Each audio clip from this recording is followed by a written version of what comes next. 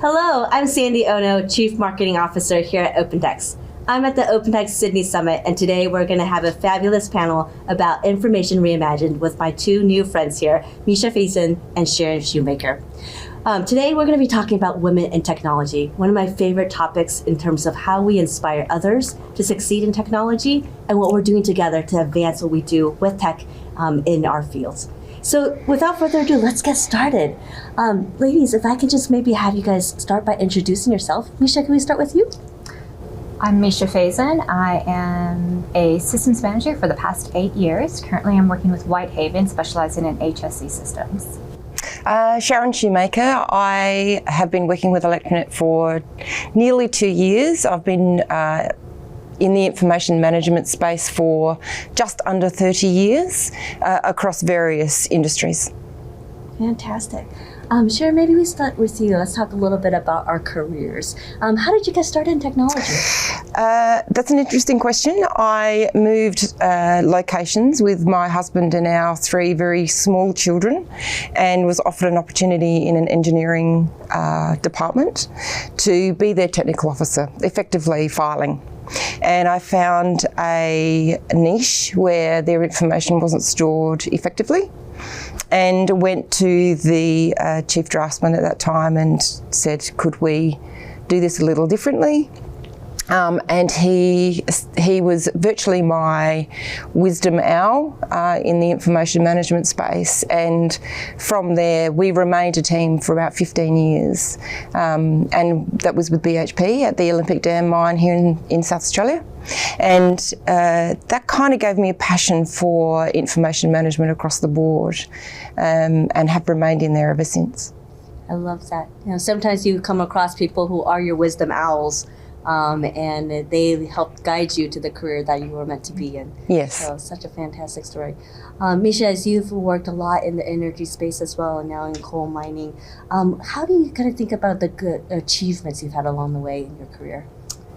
With quite a few. I really specialize in the change management and implementation of new systems. So I found it quite an achievement of being able to implement, but not to technology-focused people either, to that end user who is your construction worker, your coal miner, or your engineer that wants to be really technical but doesn't want to do the work for the business around that. So when I build and implement these systems for them, I really take in consideration that experience and how much I can get them to do without asking too much for them. And our latest one was a massive acquisition that we did 7 systems in 4 months. Wow. All female team. It was fantastic, and we rocked it. Fantastic. Maybe going off of that women of powerhouse women team that you had, I'll go this way now, Misha. What do you love about being a woman in technology? We can communicate. Sure can. When it comes to going from that very technical space to a space where they don't speak that language, and being able to find that middle ground to articulate what they really want out of that. One team will ask for one team will ask for another, and you gotta find that sweet spot. And my ladies are very good at that. They're very good at getting down to what they actually need, not what they think they need. Yes. And for us, we do a lot of proof of concepts ahead of time to ensure that we truly understand that use case they desire. And good communication starts with good listening, and being able to be the bridge that often I see women in technology doing so well, bringing the intellect to the table, but also being that bridge between different stakeholders across the group. How about for you, Sharon? I mean, what inspires you about being a woman in technology? So I guess I've been a woman in technology for a long time now, and I think there's 2 parts to it. There's the technical part, which we don't always know the technical needs, but there's that functional part, which Misha touches on, is that the functional aspect of technology is a key component to ensure that your stakeholders come on the journey with you. I think that women in this space have the ability to hold people's hands and take them on that journey. The other thing that I find is that, and I speak for myself, is that we think outside the square, right? We have the ability to think about lots of different aspects of the journey for the company, for the stakeholder, for the end user. And no disrespect to men at all, but I think women have a power in engaging with the business across lots of different levels, functionally and technically. Yeah, fantastically said. As we've all looked back to our careers, can you guys think of a memorable or defining moment for either of you? Obstacle you've overcome, something you've helped to set the path forward? When I applied for my first very technical role, I interviewed for something a lot lower.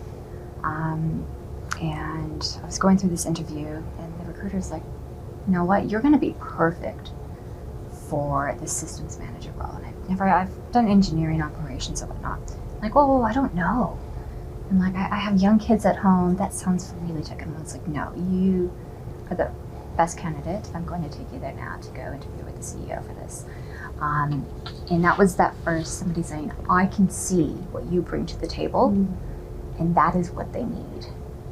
And that is really that turning point for me, saying I am capable of working in that space. And from there, that is what I do. I push my ladies, like, you are capable and you can work in that space. So important. Sometimes it just takes somebody else to see what we can't see in the moment, and giving us that inspiration to keep on doing it over again and bringing others along as well. How about you, Sharon? I'm going to go back to the wisdom hour. When I first started my career in information management, I went to him with an idea, but what he did was give me the permission to pursue it. And similar to Misha, put me in a position of what I consider power to implement systems that they didn't have in a very large asset at the time in mining. And that was a really powerful turning moment in my career, because it made me realise that I was bigger than I thought I was. And the trust that he gave me actually then allowed me to push that trust through my teams as I've gone through my career. Yeah, and I'll share too, maybe a micro moment, but I remember being an executive, a vice president, and I was going on maternity leave. It was the first time even a large tech company didn't have a lot of women leaving, or VPs going out for maternity leave. And God bless all my male colleagues, they just didn't know what to do. They didn't know what to do, and they felt afraid to ask. And they didn't want to offend you. And somebody said, just lay it out for them. So I laid it out. Month 1, don't call me. Month 2, email me. Month 3, you can call me, right? And it set the team at ease. It set a way for others to be able to do it after me. And sometimes we seize those moments, right, when given, to be able to chart the path even in a very macro way. So thank you, Plus, for sharing. All right, let's go on to future of technology. This is the fun bits, right? I'll start with a general question for both of you. What trends in technology excite you or concern you? Either way. I might get chastised for this, but AI right now. I have had younger generations come in and rely on it and only use it, and not use it as a tool to help them, but as a end product. And it's teaching them, you still need to proofread that work, honey. It's because they're like, oh, it just tells me the answer. You still have to figure out that answer yourself and use it as the tool to enhance it. And use it as a tool saying, where's the next steps? But use your imagination, because it doesn't have the imagination there. And you need to question that as well to find a better outcome. Yeah, I love that. We can't lose our imagination just because a tool can help us be a little bit faster at it, right? The thinking still has to go on, that's for sure. How about for you, Jen? A very similar story. I love the thought of AI. It scares the pants off of me. But there is an 85% use case to use AI to make us work better, to improve our knowledge. But it's that 15% where I was taught to write and think many years ago, and similar story to Misha in that it can't be the sole operator for you. You need to be able to use it to work smarter. So it's very exciting. I'm very excited by it, and I'm equally as scared. Yeah, I think we all share that. A little bit of trepidation, lots of opportunity. Yeah. How do we kind of create the guardrails that make us all comfortable? Yeah. And also inspire our people to... And protect information, right? Right. Yeah. I think our CEO said earlier this morning, your two proprietary gifts for all of our companies are talent and our data. And we often live at the intersection of that, right? And how do we kind of take those proprietary gifts and let them shine? Yeah. All right. We talked a little bit about this earlier, but women often bring a different perspective and approach versus our male counterparts. What do you think these differences in approach are? For me personally, I think that we look at the landscape as a whole rather than focusing on what the end product is. So we understand that there are other components in delivering a product and implementing that product. So right from the point of design, you have to think about all of the aspects and the implications of actually delivering that product, and then making sure that that is communicated and people understand. I think for those we bring that power to that thinking. When in technology, often it's just delivering the product, and then let's worry about the stakeholders after it's been delivered. Whereas I think women think about that in the reverse way. We have a look at what that impact's going to be, what needs to be delivered, how is it going to impact all the stakeholders, is it beneficial to the business? And then we look at delivering that in a wholesome, holistic way. Wonderful. How about you, Misha? Yeah, we say it all the time. We're working in a three-dimensional space, especially in systems. You don't just fix one system. It has a flow and effect to everything else. And if you don't think three-dimensionally of this problem to be solved, it's not going to be solved, or it's going to cause another one down the line. Yeah. Both of you give this example that I see a lot, which is women have this ability, maybe because we're good multitaskers, of working through the complex, but in a complete way, kind of this end-to-end thought, right? This 3D notion, how we can kind of see the different angles. And I think that often kind of complements the work of the immediate and the now, when you get to be able to kind of take a more holistic approach. Fantastic. Maybe back to the tech part. How do you guys see women contributing to emerging technologies like AI or cybersecurity? Might not have to be women, but just how do we in general, right? In ElectraNet, we have the head of our cybersecurity is a woman. And I find that really powerful. I know what I know and I know what I don't. And one of the things I don't know is, cybersecurity. But what's interesting is that when we sit around, we often have roundtable discussions between the women in a position of power at ElectraNet. And speaking to the cybersecurity manager, there's an aspect that she brings to that I find very powerful because she has that 3D thinking. And together that's really powerful. Yeah. How about you, Misha? Going back to imagination, where with that we are thinking of loopholes. So with us in that three-dimensional space, we know everybody's going to find a loophole. They're going to get lazy and they're going to go for that. Yeah. And because we're used to this, when we're going through cybersecurity, we're thinking, where is that loophole? If we wanted to take that easy route, how would we do it? Has the IT team thought of this? And then there's also gray zones with this, especially in mining where we have particular items that do need to be a bit more public facing and not behind these strict firewalls. But we also know that there are those extra loopholes that can go through there. Yeah. So yes, we want everything secure, but there is a gray zone that we need to think about, and it's not black and white. Yeah. That we do tend to find with our IT team. Yeah. Well, I think it's fascinating, back to the 15% of AI that we're a little bit cautious about, right? I work in marketing, so we'll use AI now to generate images.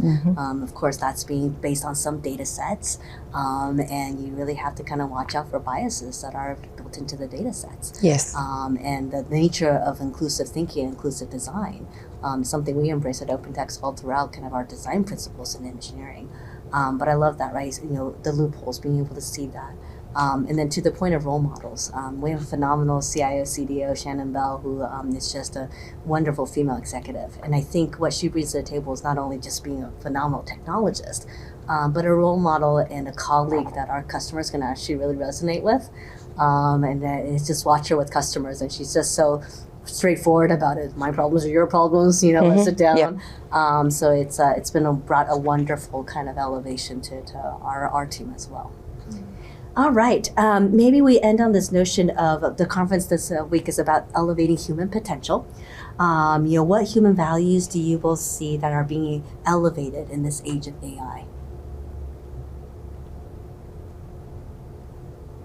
I think that AI, sorry Misha if I have to cut you off, I think AI gives power to people's thinking where they didn't have that before. It was really baseline thinking, and now the AI gives us that opportunity to hop into that grey shade and find out what's in there without committing to it. So I think that that's one of the things that it will bring. Yeah, I really use it more in an exploration sense. Yeah. I have an idea here. Let me go see what others have done. Let's explore even different writing techniques. What's the tone of that changes that? Yeah. With the coding, if I write it this particular way, what are the effects and challenges I would have of that? And I like that AI can give me that instant gratification of that exploring. Yeah. And so for me, it's not really changing my values because we're always exploring and always looking for the idea, but making it easier to really invoke that thought process. I love that. Yeah. Yeah. Yeah, I Instant agree. I gratification. agree with that. I do too. We use this so much in creative cycles now. And it is just the ability to iterate, the ability to just try out an idea and kind of be able to see that play out faster. Pull it out of the grey and let's see what it looks like. All right, fantastic. Our last topic here is about being waymakers. Waymakers foster innovation, inclusivity, create opportunities, clear obstacles, kind of pave the way for others to achieve their goals. They motivate progress and transformation, and therefore inspire others to be visionaries, advocates, and problem solvers. Kind of question for all of us, what would we advise or influence kind of our younger selves? If we were to kind of tell our 20-year-old selves a piece of advice here, what would be kind of things that we would reflect on them? I'm always, if I saw my younger self, I would say, you can do it and just challenge yourself. I was so against STEM when I was coming out of school. Even though I was amazing at math, I just thought, oh, that's not me. That's these like guys on little computers all day. That's not me. I wanted to explore the world. But you can still do that in technology. In those whole stereotypes, I didn't see through the stereotypes until I was an adult actually working in tech to see that's not the reality. And I don't have to be the coder, but still be influential within a company. Yeah, fantastic. How about you, Sharon? I'm going back a few years now but if I saw my younger self, I'd actually tell her to stand up taller. You've got this, you've got the ideas, and you're good at what you do. So stand taller and keep pushing and enjoy the journey. I think there was an aspect of my younger self that didn't enjoy the journey quite so much because it was a male-dominated industry. And I think that as I've enjoyed the journey more as an older woman, now I don't see the barriers at all. There are no barriers. And so I would say to that younger self, ignore the barriers, just keep pushing through it. Yeah, I would tell my younger self, stop trying to plan it all.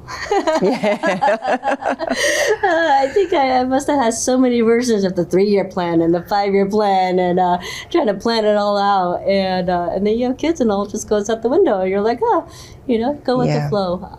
I think that's what I would tell my younger self. And I also tell my slightly older self that you're going to have good days and then you're going to have challenging days. Yeah. And you can't change everybody's mindset all at once.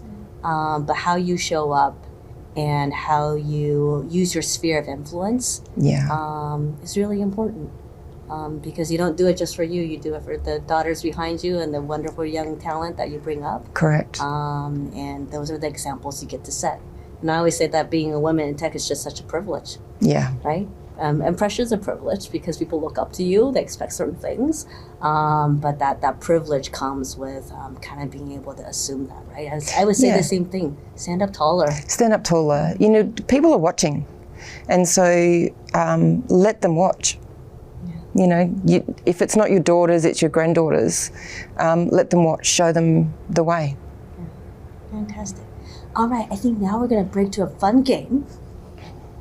Okay. All right, ladies. First question of our fun game here. Who is your mentor or role model in technology?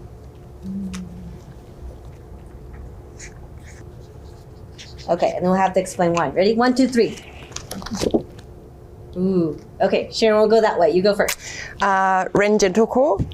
So Ren has been with ElectraNet for approximately 15 years.